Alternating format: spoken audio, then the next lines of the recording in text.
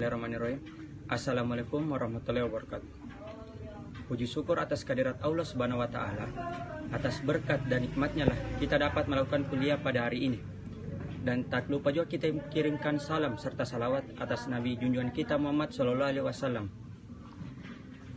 Baik, perkenalkan saya Muhammad Waif Farayat selaku moderator sekaligus pemateri yang akan memandu berjalannya diskusi pada hari ini. Baik, adapun judul materi pada hari ini yakni sumber dan alat bantu penganggaran.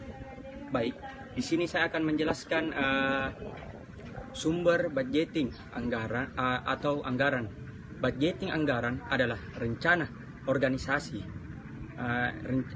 rencana kerja organisasi di masa mendatang yang diwujudkan dalam bentuk kuantitatif, formal, dan sistematis. Anggaran adalah suatu rencana yang disusun secara sistematis yang meliputi seluruh kegiatan bank syariah yang dinyatakan dalam unit atau kesatuan. Moneter yang berlaku untuk jangka panjang atau periode tertentu di masa mendatang. Dari referensi yang dipaparkan oleh menurut penulis bahwa budgeting merupakan suatu rencana yang ditentukan oleh manajemen dalam bentuk proyeksi secara perhitungan dan sistematis yang berfungsi sebagai acuan atau pedoman akan rencana-rencana yang akan dilaksanakan di masa mendatang, dan juga sebagai tolak ukur kerja suatu perusahaan di masa mendatang. Jika dalam konteks perbankan syariah, maka ini digunakan sebagai tolak ukur kinerja bank syariah. Baik, mungkin itu saja yang dapat saya paparkan. Saya kembalikan ke rekan saya untuk melanjutkan materinya. Selanjutnya, sumber-sumber budgeting adalah sumber-sumber yang akan digunakan dalam menentukan suatu anggaran. Dalam hal ini, pada dasarnya anggaran merupakan pendekatan formal dan sistematis mengenai keuangan lembaga yang dilaksanakan sebagai tanggung jawab manajemen dalam bentuk perencanaan, koordinasi, dan pengawasan. Dalam membuat perencanaan tentunya membutuhkan sumber-sumber yang digunakan sebagai data dan juga sebagai asumsi yang mengestimasi rencana keuangan yang ada dan sasaran atau target yang ingin kita capai oleh bank syariah pada periode tertentu. Berikut sumber-sumber data yang terdiri dari: pertama, laporan keuangan periode lalu; kedua, data riset pasar mengenai potensi funding dan financing; ketiga itu permohonan pembiayaan yang akan direalisasikan untuk periode mendatang; keempat itu rencana angsuran pembiayaan; kelima itu rencana pengeluaran biaya periode berikutnya; keenam, kebijakan bank syariah yang telah disepakati bersama; dan yang terakhir, asumsi-asumsi dalam penetapan cash in dan cash out sesuai dengan kebijakan bank syariah. Nah, di sini saya akan menjelaskan poin pertama dan sampai keempat, yang dimana laporan keuangan periode lalu. Dalam penyusunan penganggaran yang menggunakan metode seperti ini memang sangatlah mudah karena membandingkan anggaran lama dengan anggaran yang baru akan dibuat. Terus karena kita bisa memperkirakan pengeluaran dan pemasukan yang akan diperoleh walaupun belum terrealisasikan secara pasti. Laporan keuangan periode lalu juga dipakai sebagai tolak ukur bank syariah dalam merencanakan pengeluaran finansial dan pemasukan funding yang dari masyarakat. Jadi, bank syariah ini sudah memiliki gambaran ke depannya tentang rencana keuangan yang akan direalisasikan di masa yang akan datang. Data seperti ini sangatlah membantu sekali kelancaran operasional di bank syariah itu sendiri. Kedua, data riset pasar mengenai potensi funding dan finansial, di mana data seperti ini sangatlah penting dikarenakan kondisi pasar harus kita ketahui sebelumnya, karena ini akan mempengaruhi prospek kedepannya pada bank syariah. Karena ketika pasaran naik dan pendapatan di masyarakat meningkat, maka funding dan financing pada bank syariah akan berjalan dengan baik, karena semua itu dipengaruhi oleh pasar. Dalam hal ini, bank syariah harus mampu melihat potensi pasar masyarakat untuk menentukan suatu anggaran. Dalam penetapannya, bank akan menetapkan anggaran mengenai dana yang akan outstanding, dan ini bank syariah harus melihat bagaimana kondisi masyarakat. Ketika pendapatan masyarakat sedang baik, maka anggaran harus ditetapkan adalah tentang funding. Namun jika kondisi masyarakat sedang tidak baik, maka anggaran yang ditetapkan lebih kepada financing. Nah, ketiga, permohonan pembiayaan yang akan direalisasikan untuk periode yang mendatang ini termasuk dalam finansial bank syariah atau pembiayaan. Nah, jadi seberapa mampu bank syariah dapat merealisasikan permohonan pembiayaan dari nasabah di dalam lembaga keuangan syariah, khususnya bank syariah, sudah kita ketahui sebelumnya bahwa fungsi lembaga keuangan adalah sebagai lembaga intermediasi antara pihak surplus dan pihak defisit, di mana pihak surplus ini akan menabung atau funding ke bank syariah, dan pihak yang surplus akan melakukan pembiayaan dan finansial kepada bank. Jadi bank adalah pihak yang menghubungkan kedua pihak tersebut, di mana bank syariah juga harus memanage seefektif mungkin antara funding dan financing agar keduanya berjalan dengan baik, di mana di dalam bank syariah tentunya banyak permintaan pembiayaan dari masyarakat atau financing yang diminta untuk direalisasikan segera. Jadi bank syariah harus bisa menentukan pembiayaan mana yang diutamakan untuk direalisasikan terlebih dahulu. Tentunya bank syariah lebih mendahulukan permintaan pembiayaan finansial yang dimana lebih menguntungkan dan memiliki resiko kecil. Ini dilakukan agar bank tidak mengalami terlalu banyak kesulitan dalam menarik dana yang telah dikeluarkan tersebut. Ini juga ditujukan agar bank dalam mengeluarkan dananya ke nasabah untuk finansial tidak mengalami yang namanya kredit macet. Dan yang terakhir itu rencana angsuran pembiayaan, yang dimana perencanaan angsuran pembiayaan ini harus dilakukan karena untuk mengetahui kapan jatuh tempo pembayaran dan nominal yang akan dibayarkan. Rencana angsuran pembiayaan ini juga dilakukan agar bank tidak sulit untuk mengontrol nasabah dalam membayar pokok dan bagi hasil atau mudharabah, dan juga untuk menghindari terjadinya diskriminasi sebelah pihak karena kurangnya kepercayaan dan akad awal atau kesepakatan awal yang sudah dibuat kedua belah pihak. Jadi rencana angsuran pembiayaan ini sangatlah penting dan diharuskan dalam sebuah lembaga keuangan itu sendiri. Ya, terima kasih. Baik, saya akan melanjutkan pembahasan mengenai materi kami, yaitu perencanaan pengeluaran pada periode berikutnya. Perencanaan pengeluaran pada periode berikutnya harus diperlukan karena prospek ke depan bank syariah ditentukan dari pencapaian target di masa yang akan datang. Jadi, seberapa jauh bank syariah mampu merealisasikan target yang direncanakan, rencana pengeluaran biaya periode berikutnya ini juga sangat diperlukan agar bank tidak terlalu menghabiskan dananya untuk pembiayaan periode sekarang. Jadi bank juga harus menyisihkan dananya agar bisa digunakan untuk pembiayaan periode berikutnya. Ini juga untuk mengantisipasi jika terjadi pembiayaan yang macet, karena jika kas hanya dihabiskan untuk periode tertentu dan ternyata macet, maka bank akan mengalami kendala dalam mengoperasional funding dan financingnya. Jika ini terjadi, maka kesehatan bank akan dipertanyakan, dan jika ini terus berlanjut terjadi, maka bank tersebut akan dikatakan tidak sehat. Nah, yang berikutnya, kebijakan bank syariah yang telah disepakati bersama. Dalam merencanakan penganggaran pada bank syariah harus dirapatkan dan disepakati bersama-sama agar tidak ada satu pihak tidak ada yang merasa dirugikan.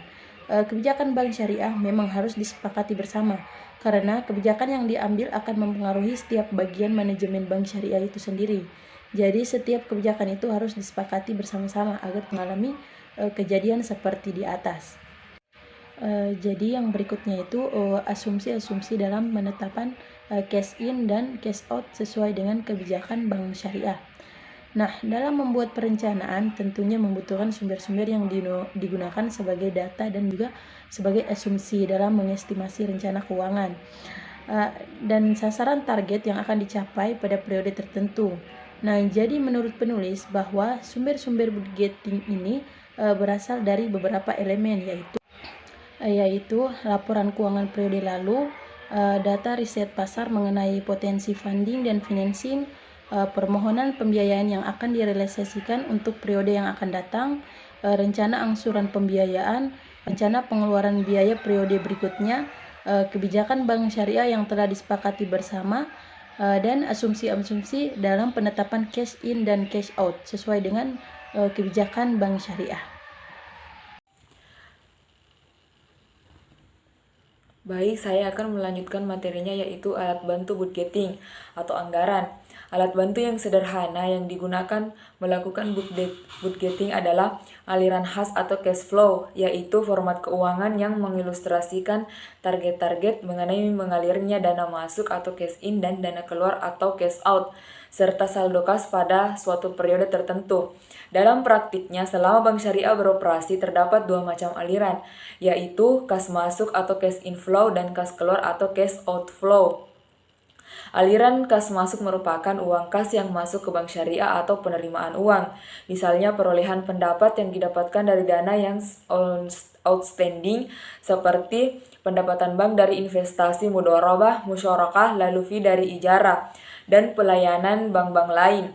Margin yang didapatkan dari murabahah, pendapatan bank ini masuk dalam cash inflow, lalu hasil investasi atau pendapatan di luar usaha serta dapat pula diperoleh dari pinjaman pihak lain, misalnya giro pada bank lain.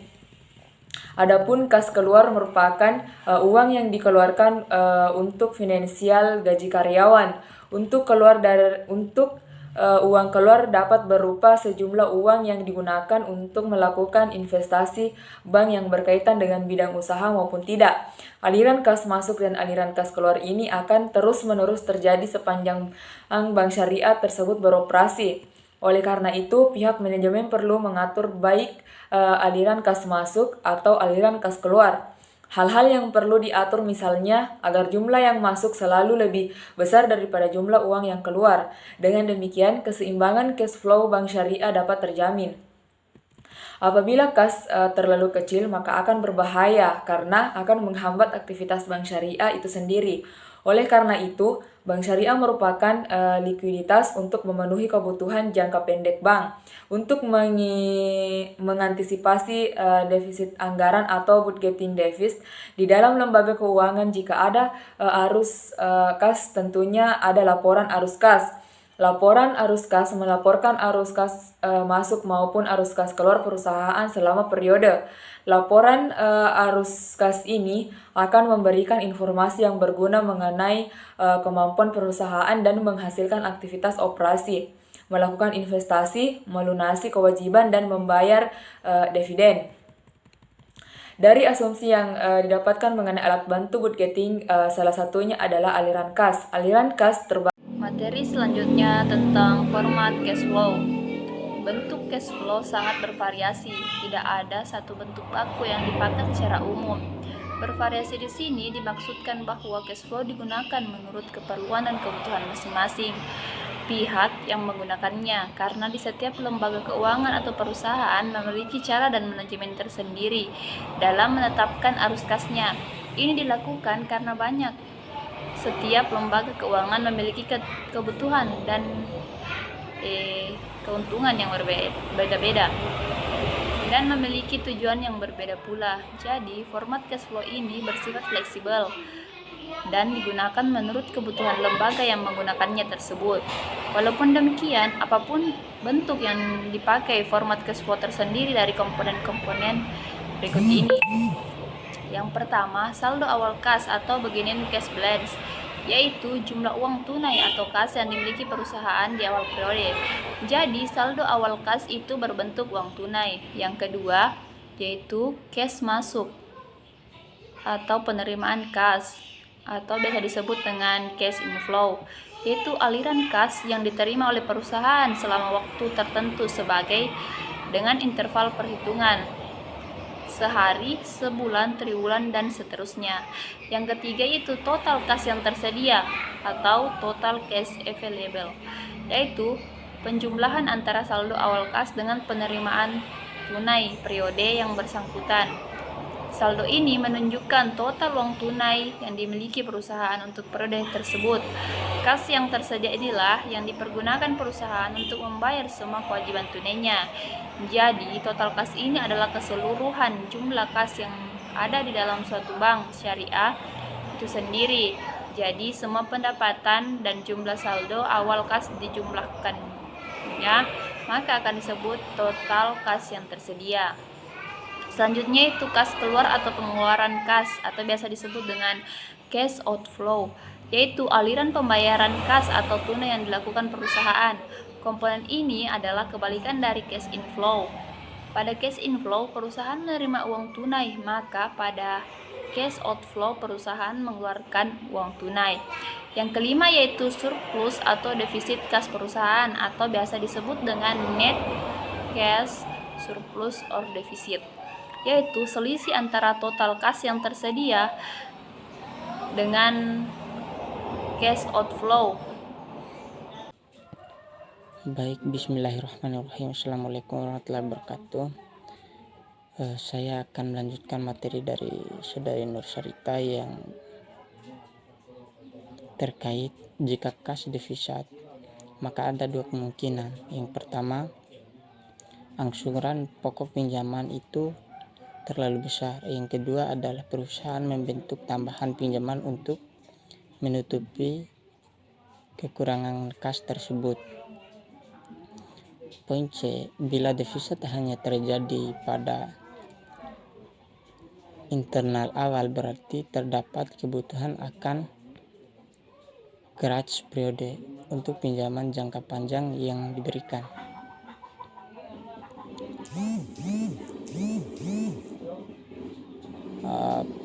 Poin ke-6 adalah saldo kas minimum, yaitu sejumlah uang tunai tertentu yang mengedap di perusahaan sepanjang waktu, misalnya untuk keperluan kas kecil. Yang ketujuh adalah kebutuhan dana tambahan ataupun yang disebut sebagai additional finance needs, yaitu jumlah dana yang dibutuhkan untuk menutupi devisa kas.